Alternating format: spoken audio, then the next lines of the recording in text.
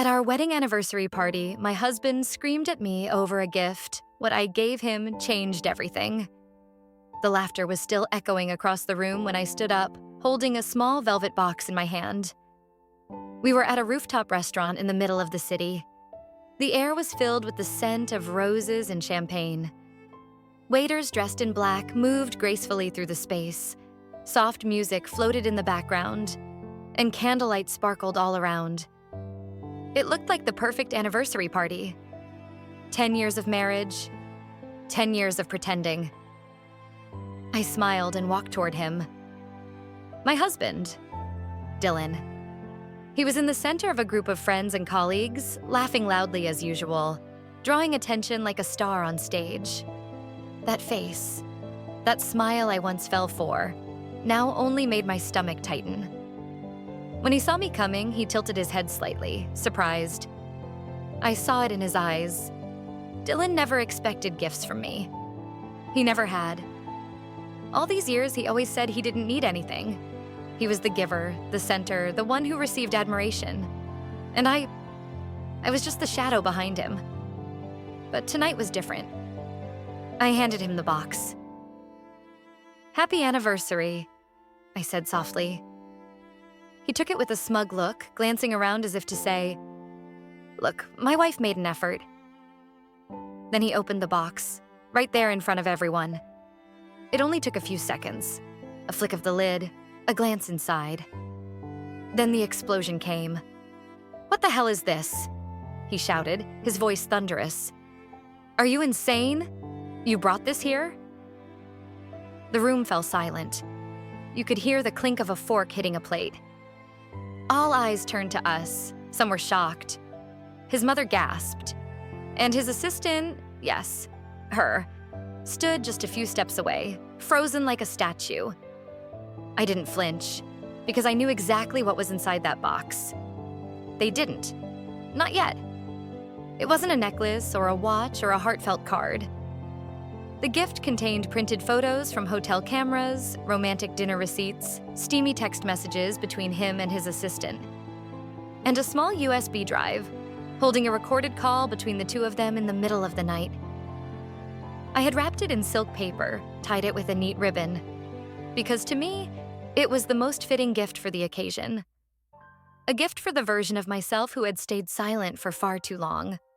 I stood still, calmly watching him unravel in front of every eye in that room. And while everyone waited for me to explain, I said just one sentence. 10 years. I thought you deserved something unforgettable.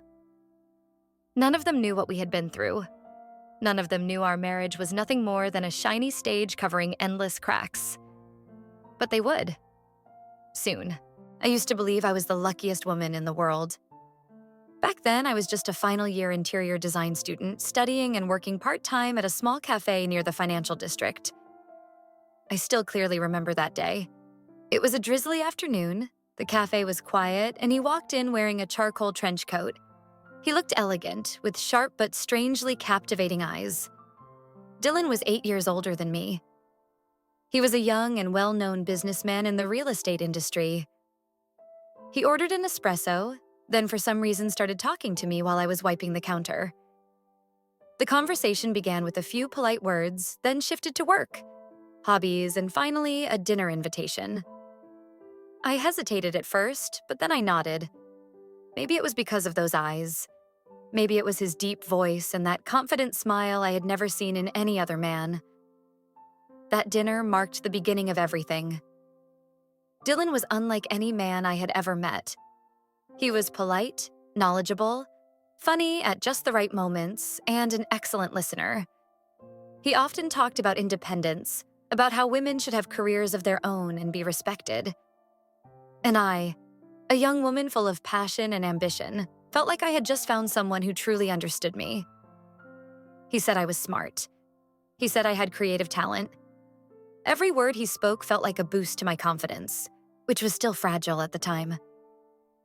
Just a few months later, we were officially dating, and a year after that, he proposed to me in Florence under the sunset, on an old bridge. Everything felt like a fairy tale. At the time, I believed in love. I believed in him. But what I didn't know was that the most beautiful things can also be the most dangerous traps, wrapped in sweet words and luxurious gifts. Life after marriage didn't change suddenly. Dylan was still gentle. He still adored me. He still held me every night as if I were the most precious thing he had. But slowly, small cracks started to appear. At first, it was just comments. He said I should dress more simply when going out, that I didn't need to stand out in a crowd. He said, "I don't want other men looking at you like that." His tone sounded affectionate, but his eyes made me shiver. Then came my job. I had just been hired at a small interior design firm. It was my first real job in the field, and I was very excited. But Dylan wasn't very supportive. He said, "You don't need to work so hard. I make enough for both of us." I nodded to move on, but I kept the job. A few months later, when my project got delayed because I had to leave early for family matters, Dylan looked at me and said, "See? No matter how talented a woman is, she's still limited by her role as a wife and a mother. You should just pick one." That sentence still echoes in my mind today. Gradually, I stepped back from work, partly because of the pressure, partly because I was convinced it was the right thing to do for our family. Dylan bought me everything I needed, from designer items to a new car, and gave me unlimited credit card access. But along with it came a price: my freedom. I started living like a puppet in the luxurious villa that everyone admired. I had to ask for permission if I wanted to meet friends. I had to give detailed explanations if I wanted to go anywhere. He always said, "I just want to make sure you're safe." But in reality, it was sweet control disguised as love. I didn't realize I was trapped, because he never hit me. He never raised his voice in front of other people. In fact, in the eyes of our friends, he was the perfect husband. He provided for me, pampered me, and always gave gifts on special occasions. I used to think so too, until I realized I was no longer myself. One time, when I wanted to take an online design course to keep up my skills, Dylan laughed and said, "Come on, do you really think you still need that stuff? Just stay home and take care of yourself." I forced a smile. But that night, I cried in the bathroom. It's hard to describe the feeling. It was like living in a beautiful house without a key to get out. Everything looked perfect, but it was empty inside. I had become a decoration in my own life. And the scariest part was, I was getting used to it. I started thinking, maybe this is the price women pay when they choose a successful man. I comforted myself by saying I was still luckier than many others. At least he didn't abuse me. At least he came home every night. At least, until I started to suspect. Dylan began to change. He started coming home late more often, lying openly about his meetings and hiding his phone. When I gently asked him, he turned around and accused me of being paranoid and having too much free time. I didn't dare ask more, but I started observing. I wrote down the times he left early and came home late. I checked his credit card statements. I read a few text messages he hadn't deleted while he was in the shower. Everything gave me a clear instinct. He was cheating on me. I looked at myself in the mirror late one night. My hair was messy. My eyes were hollow. The woman in the mirror was no longer the girl I used to be. That girl had been passionate, strong, and full of dreams. Somewhere along the way, I had lost myself. And in that moment, something changed inside me. It wasn't pain anymore. It was determination. I wouldn't stay silent anymore. I wouldn't endure anymore. I wouldn't let him keep living a glamorous life while I stayed trapped in the shadows behind him. I didn't know when the right time would be, but I knew I would wait for the perfect moment to take back control. I began planning, quietly and carefully, as if every breath I took was aimed at one goal: to pull back the curtain on the truth. And I chose our wedding anniversary to do it. Not because I wanted to ruin a party, but because it was the occasion he most wanted to be celebrated. It was the moment he would never expect. The gift I prepared for him was not just evidence. It was my declaration. From the moment I saw the first messages, a part of me died. It was a Saturday night. Dylan came home late with the usual excuse about a strategic meeting with a partner. I didn't ask questions. I just nodded and poured him a glass of wine like I always did. But when he went to shower, he left his phone on the dining table. The screen lit up with a message. "Remember last night? I can still feel your hand on my neck." I froze. No more doubt. No more pretending. No more, "At least he's not cheating on me." I could have screamed, thrown things, or confronted him like a wounded wife. But I didn't do any of that. I just looked at the message, put the phone down, and quietly walked back to the bedroom. That night, I didn't sleep. I lay still in the dark, silently listening to every breath of the man lying next to me. The man who once called me his one and only love. The man who once held my hand in the middle of a crowded street and promised never to leave. Now, I saw only a liar, someone cruel and utterly selfish. But I was no longer the same girl. I didn't need to cry. I didn't need to beg for anyone's loyalty. I needed the truth, and I needed a plan. The next morning, I started collecting evidence. Not in a rush, not leaving any traces. Just small notes, screenshots, discreet records saved on a secret email account. I changed all the passwords to our joint bank accounts. I reached out to an old classmate who now works as a divorce lawyer. Everything was done in silence. I hired a private investigator. She was an older woman, a retired police officer. She didn't ask many questions. She just nodded when I told her why. 3 weeks later, she handed me a thick folder. Inside was everything I needed. Photos of the two of them entering hotels, restaurant bills, and meetup dates that matched exactly with the times Dylan said he was working late. I looked through every picture as if I were watching an old film. But this time, I wasn't the hurt character anymore. I was the one rewriting the script. What hurt me the most wasn't the affair itself. It was the contempt he had for me. He thought I was stupid. He thought I would never find out. He thought I was too weak to do anything but forgive. He didn't know that the gentle woman he used to know was already gone. I started planning for our anniversary. I kept smiling.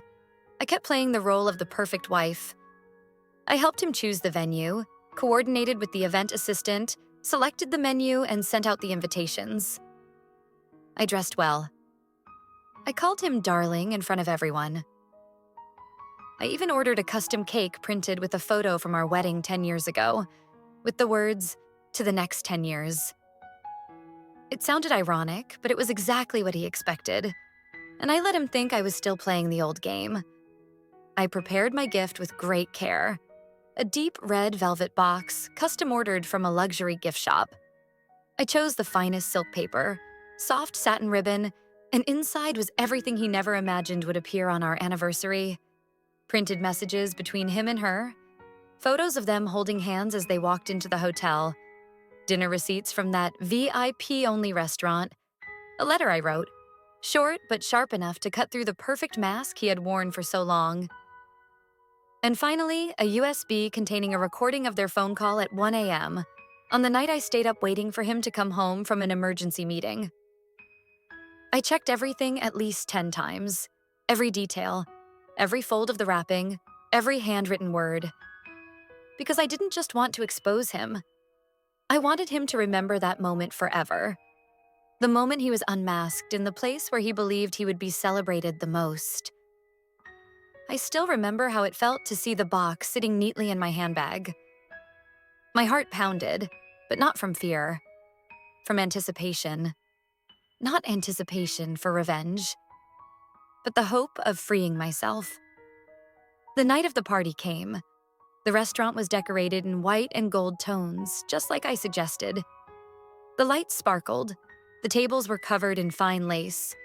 Crystal glasses were stacked into a towering champagne pyramid. Friends, colleagues, and Dylan's business partners were almost all there. Everyone was well-dressed and buzzing with laughter. Dylan entered like a star. He wore a black suit. His hair was perfectly styled. A white hydrangea boutonniere was pinned to his chest. the same flower I chose for our wedding years ago. He kissed me on the cheek in front of the cameras, whispered sweet words, but his hand tightened as if warning me to keep up appearances. I nodded. When the music softened and everyone raised their glasses to toast, Dylan began an emotional speech about the wife who stood by him through all the ups and downs. The woman who always stayed behind the scenes so he could shine.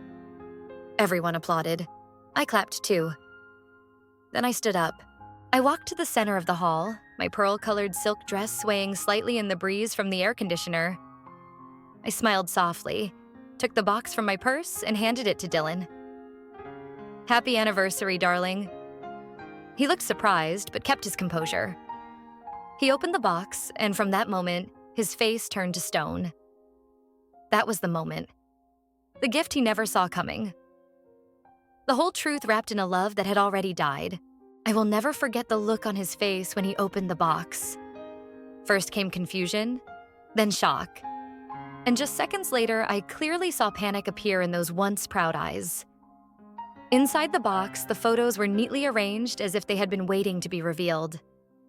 The printed messages were clear, every word like a blade cutting through the lies he had worked so hard to polish.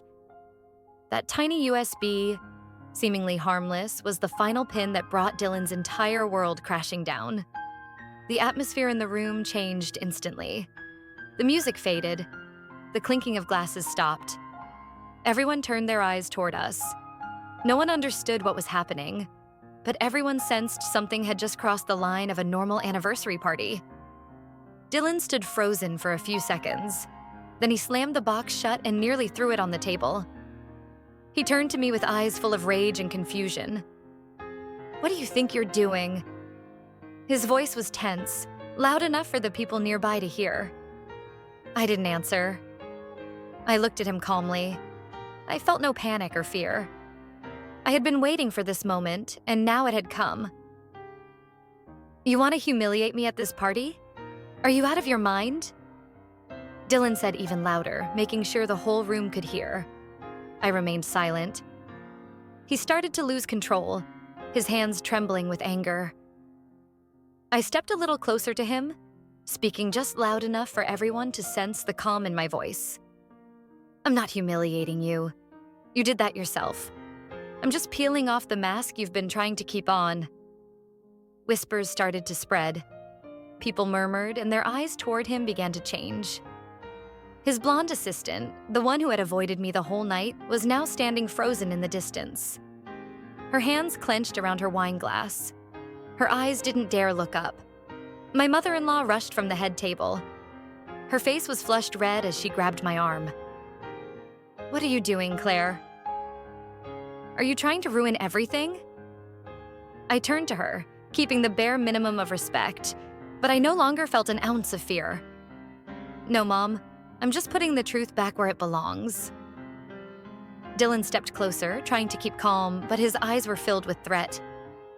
"What kind of crazy scene are you pulling here? What do you want? You want to embarrass me?" I looked him straight in the eyes, refusing to look away. "Number? I want you to remember what it feels like to be insulted, humiliated, treated like an object, just like I felt for all these years." He let out a sarcastic laugh, his tone almost dripping with contempt. "You think anyone will take your side? What do you have besides a few cheap photos and text messages? You think that's enough to bring me down?" I pulled out a white envelope from my purse and handed it directly to a man sitting at the nearby table. It was Thomas, Dylan's close friend and a well-known attorney. "You can read it for me. This is a copy of the evidence I've gathered over the past months. Everything that's in that box and more. If Dylan dares to deny it, I won't hesitate to take it all to court."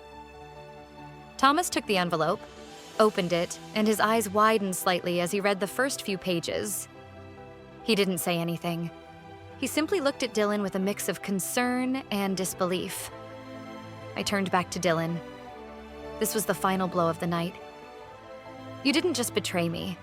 You betrayed trust, the dignity of being a husband, of being a man. You lived a double life, lied to me, disrespected me in front of everyone. But you forgot one thing. I have limits too. He stood there, his face burning red, fists clenched. I could see the veins on his neck rise as he tried to contain the rage boiling inside. But under the eyes of dozens of people, under the gazes that had turned from admiration to shock, Dylan couldn't do anything. He had been exposed. An older woman from the crowd stepped forward and approached me. I didn't know her. She gently held my hand and said, "You've been very brave. Never think you're weak for standing up for yourself." I thanked her, my eyes stinging. I didn't need the whole room to applaud me. I only needed to know that I had done something I had never dared to do all these years. I had stood up in front of everyone. And for myself.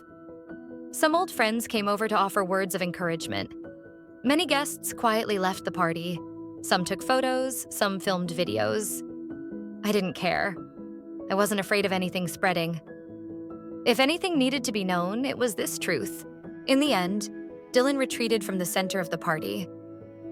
He walked away in silence, leaving his mother standing in the middle of the hall with a face full of disappointment, and leaving me with my pride restored.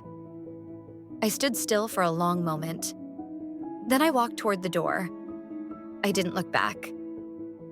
I didn't need anyone to follow me. I didn't need an apology. I didn't need an explanation. I had said everything I needed to say in front of everyone, and in front of myself. I stepped out of the restaurant and took a deep breath. The night air was cold but soothing. The city sky was full of stars, as if it, too, was celebrating with me. I had walked through fear. Now it was time to begin a new journey. I thought that after that night, Dylan would leave me alone. But I had known men like him long enough not to expect a peaceful ending. Just a few hours after I left the restaurant, he started calling. At first, it was just missed calls. Then came dozens of messages, ranging from anger and threats to pleading. He sent voice messages, even a video of himself sitting in his car, eyes red, saying apologies that felt cold to the bone. Why did you do that in front of everyone? I messed up. But did you really have to humiliate me like that? Can we talk? Just the two of us. I need you to hear me out. I didn't respond. Not because I wasn't angry anymore, but because I didn't want to waste another second on lies. I packed my things that night. I didn't take much. Only what truly belonged to me. A few outfits, some documents, an old framed photo of me with my parents when I was little, and a half-finished design notebook. I left behind everything he had ever given me. Designer bags, watches, luxury heels. The only thing I needed to bring with me was myself, whole and free. I left the mansion before dawn. Closing that iron gate behind me felt like shedding a prison without bars, a place where I had lived in glamour but suffocated every day. I moved into my best friend Ellie's small apartment. She hugged me for a long time when she saw me at her door, my face pale, but my eyes glowing with a light she hadn't seen in me for a long time. "You just walked out of hell," she said. "Now go live again." 3 days later, Dylan showed up. He came straight to Ellie's apartment, waiting at the door with a bouquet of flowers and a drained expression like someone who had just survived a storm. Ellie looked at me and asked if I wanted to see him. I nodded. We talked in the living room. No one else was there but the two of us. Dylan sat across from me, his hands clenched together like a child waiting to be punished. He didn't look like the powerful man who once stepped on stages with microphones and grand words. He looked like an empty shell of himself. "I'm sorry," he began, his voice trembling. "I know. Everything you did was because you couldn't take it anymore." I didn't respond. I looked at him, waiting for something more important than an apology. "I really didn't think you'd do that. I thought you'd let it go like all the other times." I smiled. Just a little. But inside, it stung. "You thought I would stay your shadow forever? You thought I didn't know anything? Or that I was too stupid to live off anything but your money and cheap compliments?" Dylan lowered his head and said nothing. I continued. "I knew everything. I've known for a long time. But I kept silent, not because I was weak, but because I hoped. I hoped you would change. I hoped something in you still remembered the love we once had. I paused. My voice was no longer loud, but it carried weight. But that was just the hope of a woman who had gotten too used to being underestimated. Dylan looked up, his eyes bloodshot. I don't want to lose you. I've lost everything already. The company is in a scandal. Contracts are frozen. Friends have turned their backs. The press is chasing me every day. You're afraid of losing your reputation, not losing me. I cut in. Silence filled the space between us. What do you want me to do to make it right? He asked, nearly desperate. I looked him straight in the eyes. Nothing. Because I don't need you to make anything right. The only thing I want is for you to live with the consequences of what you did. No one else. Just you. Dylan lowered his head again. For the first time, I saw him completely speechless with no excuses left. I stood up. I've signed the divorce papers. My lawyer will send you the official copy. I don't want the assets. I only want my freedom. He still didn't lift his head. I walked out of the living room and didn't look back. And this time, there was nothing holding me back anymore. The next morning, I walked to a small cafe near the apartment complex. The air was crisp and cool. I sat alone by the window, ordered a cappuccino, opened my old notebook, and started sketching a new design. I didn't know where I was heading. But for the first time in a long while, I knew I was walking for myself. Not to run away. Not to endure. Not for anyone else. I had walked through pain. Now I choose rebirth. A year after that night, I was living a completely different life. I no longer woke up each morning with anxiety over the man lying next to me. I no longer had to check the time, pretend to be busy, or choose every word carefully just to avoid being hurt by someone who once claimed to love me. I no longer felt like a shattered piece in the house that was once called a home. I was living in a small apartment. Not luxurious, not spacious, but quiet enough to hear my own thoughts. Each morning, I made myself a cup of mint tea, opened the window, and let the early sunlight pour in. Some days, I sat at my desk for hours, sketching old ideas, designs I had once dreamed of bringing to life but never had the chance. Other days, I just wrote.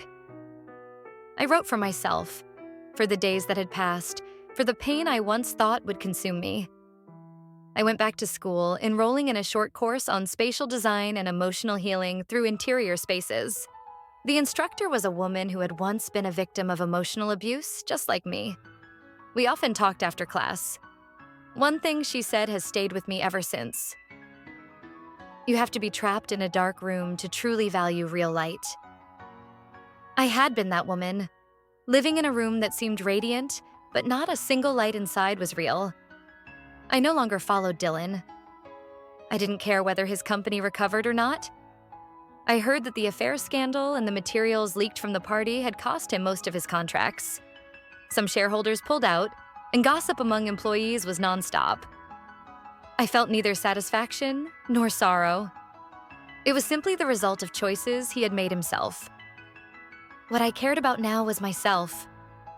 Ellie remained by my side throughout this time. One day she asked me, "Do you regret it?" I was quiet for a few seconds, then shook my head. I didn't regret exposing him. I didn't regret walking into the cold night with nothing but myself. I only regretted letting myself endure it all for too long. I had once lost myself because I was afraid of being alone, because I thought a husband who gave gifts was enough to hold a marriage together. I once believed that giving up my personal dreams to be a good wife was what women were supposed to do. But I was wrong. We were not born to be shadows in someone else's life. We do not have to trade our dignity for a place beside a man society praises. And we are absolutely not meant to believe that silence is the way to preserve happiness. It took me 10 years to realize that. But I did. And I will not waste another day of the rest of my life on anyone who doesn't see my worth. I started freelancing. I took on small design jobs for cafes, bookstores, and the homes of single mothers. One client told me that the space I designed made her feel safe for the first time since leaving her toxic marriage. I cried when I heard that, because I knew exactly how that felt. And I realized I was using my own pain to create healing for someone else. I also started a blog, sharing personal stories. At first, it was just a few small posts. But gradually, I received hundreds of messages from women everywhere. They told me about their empty marriages, the wounds that had no name, and the torment of wanting to leave but not knowing where to start. I didn't have perfect advice. I only wrote, "Start with yourself." With one simple question, do I still love myself? If the answer is no, then that is your beginning. One day I received an envelope. It was from Dylan. He had written a long letter saying he had started therapy and was working on rebuilding himself. He said he recognized the toxic parts of who he had been. He said he knew he couldn't ask for my love back, but he hoped for forgiveness, not to return. But so we could both be at peace. I read that letter in the afternoon light. Then I burned it. I didn't write back. I didn't reply. Forgiveness doesn't need to be sent out in words. Forgiveness was something I chose to give myself. And I already had. That evening, I walked alone by the river. The breeze was cool. Music drifted from a small cafe nearby, and I felt truly at peace. There was a moment I saw my reflection in the glass window of a restaurant, and I smiled. My hair was cut short. My face no longer heavily made up. My eyes no longer filled with sadness. But I saw clearly. I had returned to myself. No one was behind me. No one holding my hand to pull me back or drag me forward. I stood there, alone. And for the first time in my life, that didn't make me feel lonely. I once thought I would forever be the victim in my own life story. But then I realized I didn't need anyone to stand up for me. I could stand up myself and rewrite the part that had been missing. I am not perfect. I have made mistakes, been weak, and accepted things I did not deserve. But I overcame it all through awareness and a deep belief in my own worth. If you are lost somewhere between pain and silence, remember this. You are not alone.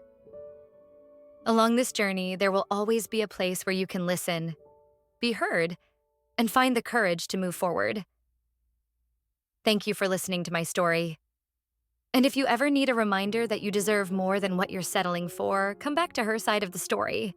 Because here we tell the truest and most heartfelt stories. And we always stand with those who were once overlooked.